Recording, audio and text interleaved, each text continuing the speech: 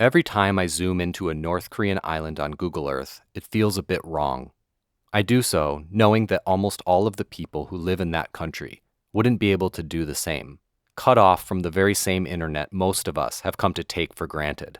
Compounding the injustice is the fact that most North Korean people wouldn't be allowed to visit these places in the physical world either, given that movement is another freedom that is highly restricted by the regime.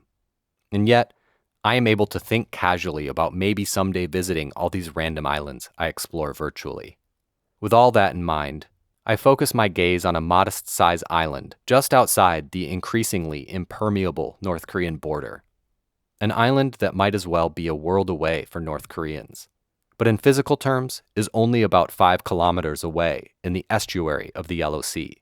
The island of Gyeodong, a small island that is part of South Korea. But of course, that concept itself is a human construct, not some innate law of nature. Much like the human constructs that created and continue to perpetuate the North Korean regime, an oppressive government which forbids citizens from many things, leaving North Korea being one of them, and so they are forced to escape. The South Korean tourism website paints a peaceful picture of this little island, of a small community that welcomes visitors, including the swallows that like to make their nests under the eaves of homes, of a place with an alley market and a bike trail. From above, it's clear that the island is majority farmland, with clusters of buildings scattered throughout. It seems to be a quiet, if not idyllic place. So in August of 2024, what did the two North Korean people who made the rare and dangerous escape to Gyeodong see? Maybe it was as simple as opportunity and proximity. Of course, we don't know who they are or their perspective.